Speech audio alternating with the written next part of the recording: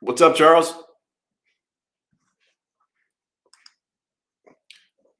Some reason I can't hear you, but that could be me. There you go. How am I coming in? Good. How am I? Did I actually get the technology right and stuff? Yeah, man. I think it sounds good. Hopefully, you can hear me. We'll kick it off, man. Good to see you. I'm at home today working, so I had to put a 2x8 Southern Yellow Pine treated board behind me here. Oh yeah. Hopefully, my deck won't miss it.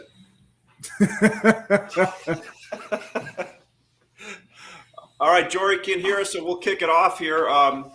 So Charles De La Torre, Industrial Forest Products, Ashley Buckle Materials Exchange. We are the only digital B2B exchange providing transparency and the ability of buyers and sellers to buy and sell OSB plywood and lumber direct on the first digital exchange. So Charles, great day today. We had a good conversation. We both joined Twitter, man. We I did. mean, it's not like I think we're a little behind the curve on that one, but a little bit. We're probably years behind. yeah, I think I actually had a few accounts, but never remembered the password. So cool, we're on there, and hopefully we're putting that out to people right now, and streaming that. We'll get better as we go along. So I know my handle is 2x4, and then the name 7. So at 2x47. How about what's yours, Charles? If people want to IFPCD. IFPCD, man, that's an easy real one. Original. Yeah, that's perfect. Well, so let's kind of kick into it. It was a short week last week with going into Good Friday and Easter. It seems like we had a bunch of our shows last week talked about stuff. There was this talk about this impending buy that was coming, and I don't know whether I'm a believer or non-believer in it. No, all of the things going on in our little environment, our national environment, and our global environment going on. Those are knowns, right? We know there's but are they though? I mean, I think you and I discussed the Russian-Ukraine debacle. And what are we reading? Is that all of it true? Is it not? Are the Ukrainians really on top? I mean, they impact and influence a lot of commodities. So, I mean, who's really in control here? Well, I know one thing. Lumber seemed to be one of the quick things out of the gate a few years ago, has continued. And now it seems all the other commodities have joined and are joining in this. I saw the race. Somebody on Twitter had the race between corn and natural gas today. and it was like at $8 a bushel and $8 for natural gas. So it's crazy. So let's go back and kind of unpack what we know what's going on. We got housing starts coming out tomorrow. From what I hear in the field, coming from the field, at least this month or last month starts and permits should be decent, right? From what we see. I don't know because, I don't have the report, obviously, but they should be decent. We still know that we can only build 1.2 to 1.3 million homes right now. We know multifamily is going well. We know there's still a propensity for people to want to buy houses. And we know the Federal Reserve is doing what they can to kind of temper things through their conversations and through talking about raising rates. It seems like some of the rates are starting to creep up. Mortgage rates are up, but people are still buying houses. So I can see foot traffic was a little bit less, but still one of the best ones, even better than 2004, 2005, people visiting homes to buy, right? And then we go to your question on the Ukraine. So I don't know the exact numbers. I know a few people have told us, but there is a fair amount of lumber comes out of Russian areas surrounding it. But I think your question, what we talked about this morning is, what does that mean? Where's that fiber going to come from? How is it going to get to the places that were displaced by that fiber? And what does that mean in the overall world and the overall scheme of things? Well, I mean, like I mentioned, as far as a percentage, I think it's somewhere around 9 to 12% that Europeans import from Russia. So, I mean, once again, to touch on that, the fiber's got to come from somewhere. And allocations for ships that are already inbound or already loading or will load within the next couple of weeks have already been made months ago. So May is going to be a real trying time or understanding or an abrupt halt as far as what's the true diminished volume. But until then, I don't think we're real sure what that looks like. Yeah, that's a good point. I think for what you and I talked about, the fiber coming from there seems to be a lot of boards, a lot of finished plywoods, birch, so forth. But that fiber still has to come from somewhere, right? Yep. So that's another one to be determined. Let's talk about a little bit what happened the last few weeks. Seems to be a tale of two different species. So pine went from from a trading high around where's 4-inch east side? Where did that peak at about 3 weeks ago? $1,500. I mean, cash market was 1,500. Random, I mean, was obviously short of that, but yeah, think of that. $1,500. 6-inch was not far behind that, right? no, it was $300-$400 discount. $300-$400. Okay, so $1,100-$1,200. Now I'm seeing things listed on the exchange, as low as 2x6 16s, and they probably traded lower the 600 area, right? And 2x4s are starting to show up. And the other thing that's interesting was going back and forth with one of the guys. His name's 2x4caster. Great freaking handle on Twitter, man. And I was asking him about, if he was talking today about how do-it-yourself is starting to slow down, right? So if Southern pine is 50% roughly of, goes to treaters, if 50% of Southern pine goes to treaters, and do-it-yourself jobs are slowing somewhat, still good, but slowing somewhat, what is that going to do to pine? We've already seen pine take a pretty good pullback. But then how is that going to affect the other species? Because when I look at 2x6 and 2x4 and spruce, you're still seeing numbers that are, pretty high level, right? Very much so. And I'm wondering why that is, right? It's last week, some mills, especially in the East, were saying they're selling a bunch of stuff from the same mills that sell the same product. Different mills that sell the same product were saying that they weren't selling anything, right? So Yep. Very, very crazy time. What do you read into that? First of all, you live in that pine world so much. Not that you don't live in the spruce world, but you're pretty tied into that. What are you seeing going on in your region? Well, 2x6 and 2x8s finally found a bottom, but I mean, between those two widths, I mean, it was a race to the floor, right? Who could get rid of it faster, and how much do you want? And there were some pretty heavy discounts that were floated around on big volumes, and a lot of that went to, as you mentioned, multifamily. Not a large majority of it went to retail distribution or retail selling organizations. So, it not only is it a tale of two species, it's a tale of two different economies. So you've got multifamily, who is a larger consumer historically on individual project basis than single family. So you've got a position to where your distribution into the single family industry, and what happened last year, they are running extremely lean and being very, very cautious on what they stick on the ground, because these $300 pullbacks a week or bi-weekly, you can lose a small fortune very, very fast. Because once again, now everybody's paying attention to lumber futures and everybody's in the finance business.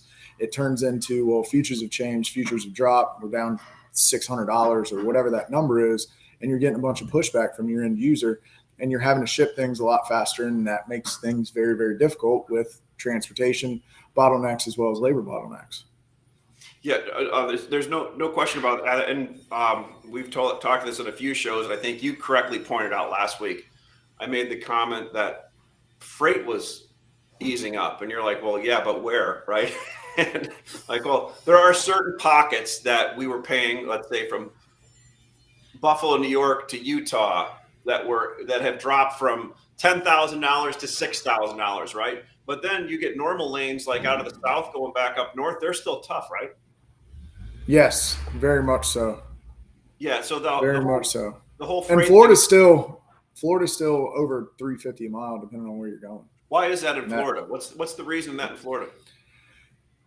I couldn't tell you. Okay. I wish I knew, because I mean the variables are still the same, and the volumes that are coming into ports, whether it's Tampa, Cape, South Florida, or the Panhandle, they're relatively similar to where they have been historically. But I don't know, inflation is probably the best guess I can give you. Let's talk about one of my favorite subjects. One thing that we've moved, over 500 trucks on our platform over the thousands we've moved. OSB and plywood, right? So OSB is a tale of two sellers, right? Yes. I'm going to get out of this Charles Dickens analogies here in a second, but that was the last book I looked at, so I figured I'd. Works for me. Everybody that's listing is selling contracts, and people are selling extra wood they had from people. So the market is efficiently finding the people that needed it versus the people that don't need it, that had too much. I'm sure home centers are adjusting pretty quickly because, they adjust to print. 7/16 took a pretty big hit on print last week. The thick panel stayed up there. But it doesn't seem like you hear the same thing from people that talk to the mills, like the mills aren't participating in this. Or maybe they are. Not at all. They're not. They want no part of it. Right. And it's surprising. They may know something that we don't know, or they're just doing what they always do, right? Letting the market clear before they get in front of it.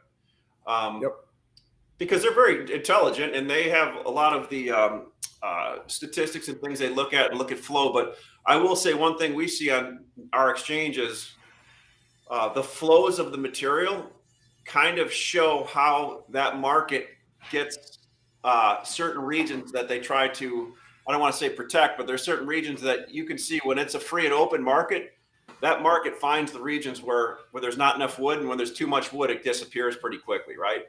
At a price. So are the mills going to come in and do anything as this sells off, or how are they going to dig their feet in on this one? Well, I know some large regional producers here. I mean, they've just gotten off planned maintenance on their biggest mill. And then I know some other guys that are about to hop on it in 7 to 10 days. So, I mean, the question is, how does that affect it? I don't know. It depends on what the takeaway really is on your home center business and multifamily. So what do you mean on the maintenance side of things, Charles? Planned maintenance. They shut down for planned maintenance. Okay. Planned or production? Planned or planned? Planned. PLANNED. Planned. Okay. Sorry. Planned maintenance or preventative maintenance, whatever your terminology is. So that's one thing that they're doing to kind of keep the question up in the air as far as how far does it go down, or does it sustain itself? Because, I mean, coming off $400 in a week that's a widow maker for a lot of people.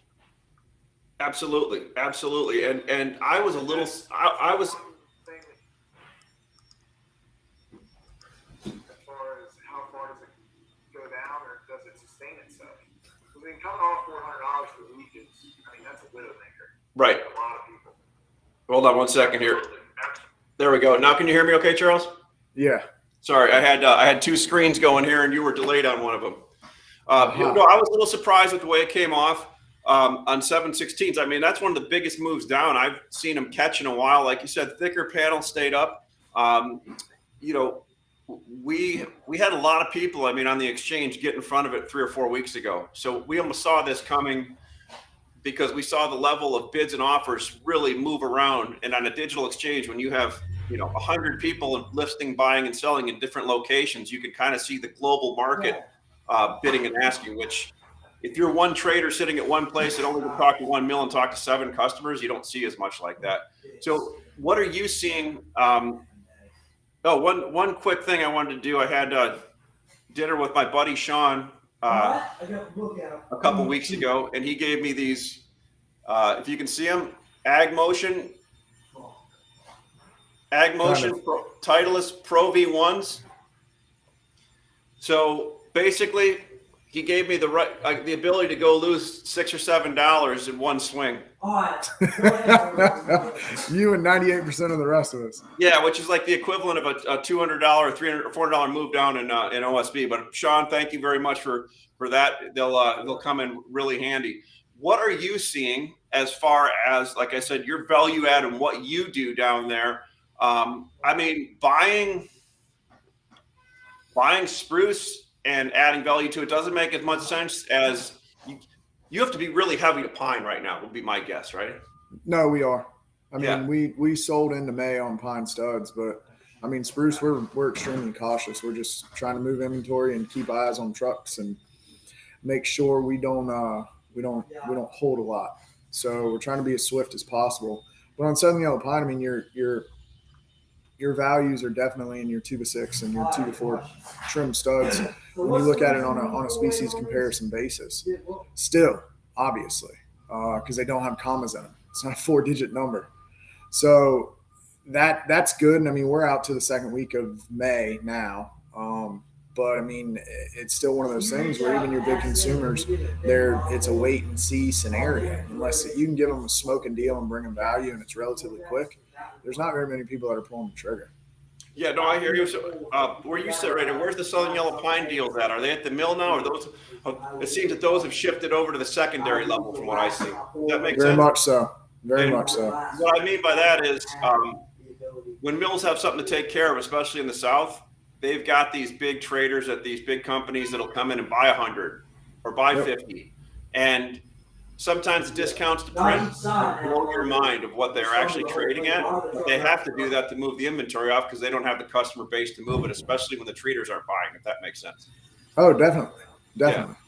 So, and they're rewarded. The secondaries are rewarded for taking the risk and the liquidity to do that. So, I love seeing that, right? You see a lot of that, but I just wanted to basically, I think one of the things to get across here is the values and the deals, in some cases, not all, have switched from the mills into the hands of speculators or resellers or secondaries that are going to hold that, take the risk, and then move it off. Now, I don't. It's Monday, so it's early. Do you think we'll see any follow through in pine? Because I'm not feeling it yet. I don't think there's a lot of momentum upward. I mean, we bought some deals and we moved them off, and we did some things when the opportunity presented itself. But I mean, we're not buying anything that's not already sold or back to back. On the flip side of that, I had a conversation with somebody last week about they were talking about wanting to take something short, right? I'm like, buddy, like if you were going to take something short, that should have been done 2 or 3 weeks ago, right? Very much so, yeah. Like my friend Greg Riley always says, a good short is covered in 24 to 48 hours, right? Oh yeah. So we're in that really strange part of the market right now, in that sticky wicket, as they do a cricket term, right? Where it's the sticky wicket. I can honestly say I've never heard that before, but yeah, cricket, I don't know what that means. Hopefully, it's not something bad, but I read that somewhere. But we're at that part of the market where people want something to happen, right? Because we've just been through the most volatility in 2 years, and I think some people went out and found the cheap item to buy as pine. One question I have for you is, how far north does pine start moving now with spruce and all these other items? There's people that say they would never use it up north, but then all of a sudden I see it in their yards, right? Or I see their northern Indiana, northern Ohio, southern Pennsylvania, central Pennsylvania, upstate New York. I mean, it's stretching quite a ways. And it's not just trusses. It's people that are convincing their builders, if they want to supply stick frame builders, if they want to supply a fiber all the time, they need to get used to using it, right? And honestly, some of this fiber at these pine mills is beautiful now. The way they dress it and finish it, it's a darn nice product, right? Definitely. Yeah. So what else we want to talk about today, Charles, before we get up against the half an hour here? I don't know. I think you covered it all. I mean, I think, the biggest thing that I see is reading the room and not data, because sometimes data can be misleading. You look at futures today, it's up and you're in the mid 800s, and that seems like there's some sort of resistance below that at this point. But once again, it goes to, who's active in that market. Well, like reading the room, and a good point. I'm glad you brought that up. Things are never as bad or as good as they seem. I think we're still going to have one heck of a good takeout. I think that when we go on social media and look at everything going around the world, it makes us want to get under the cover and suck our thumbs, right? Because it's scary. It's a scary world out there, right? But the fact is, we've got a lot of momentum in this industry, and this industry is doing a good job. It's moving things. God knows if we can get above 1.3 homes under construction and stuff starts breaking loose, we may be off the races again. But when I look in my little ecosystem around me. I tell my wife every week, and we walk around like, "Can you believe what that house sold for, or that house sold for?" And you and I were talking about farmland today, right? Yep. Land trading at $10,000 an acre in Iowa last year is trading at 15 or 18,000 in some cases right now. And people are moving to hard assets right now. And not right now, they have been. And a house is a hard asset. So I kind of have a little conundrum trying to figure out what the Fed is going to do. Are they trying to slow housing down? Can they? I don't even know if they can, because it has so much momentum and a tailwind behind it. It seems to really be moving, and even bad news, it may just trade sideways, but every time there's something good, it just back off to the races again. No, everything you said is correct, and it's spot on. You know, the Fed is trying to do what they can because of the I guess obviously the inflation and the levels that have and the expediency that it's happened. But as far as housing goes, there's going to be that flock or that flight from your major metros into more affordable assets. And you talk about you and your wife having a conversation about how much a house sold for in your major or your suburb of a major metro. Imagine somebody moving to the south and moving to a town with 25, 30,000 people in it, and they buy a 2,500 square foot house for $350,000, and they're used to seeing that for $500,000, $600,000. Yeah. So I mean, it's a totally different dynamic. It's a different buyer. It's going to create a lot of interesting outflows of information, and it's up to us in the wholesale and the trade industry to kind of figure out what it really means. Somebody I was reading on social media today said, "Good morning to everybody who sold their house for $800,000 in 2020, and now it's worth $1.5 million." It's crazy, right? But we're seeing that, and I don't know whether we're in the ninth inning of something or we're in the fifth inning right now, right? And I think it's hard to tell with $4 trillion plus sloshing around in the economy, in an experiment that's kind of unknown, and in a market with really quick information now that we've never had before, and a housing market that feels it's still pretty solid and has a lot of activity behind it. Maybe worst case is we just took the tips off of some stuff in the real volatility, but as Greg Riley said in our Wednesday call last week, he thinks there's still going to be 2 million houses built in this cycle. He just doesn't know if it's going to be next year or 2024, right? And I think I kind of agree with that. I do too. Because once the volatility smooths itself out and these supply chain shortages or disruptions kind of work the kinks out, there's plenty of buyers. Right. Well, look, everybody, Charles, thank you so much. You can get a hold of Charles. We'll throw his email up there, and you can get on Materials Exchange. There's Charles at C. De La Torre at ifpwood.com.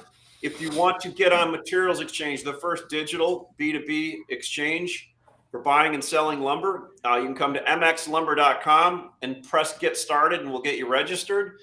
This week, we have a show every week. Tomorrow, it's Lumber from the Free Seats with Mike and Greg Kuda. Greg Riley, Matt Beamer, and I go Wednesday with lunch, or This Week in Lumber, lunch with Lumberman with Matt Lehman on Thursday at noon Central Time. And Friday, we top it off with our Friday Smart Market call with Mike Wisniewski and a different guest every time. So we're trying to bring transparency to the industry and stream live every day and add shows every day. And Charles, man, I appreciate everything you do for us, and hopefully we keep at it. Yes, sir. We appreciate it as well. All right, everybody. You have a great day. You too, Ash. Yep.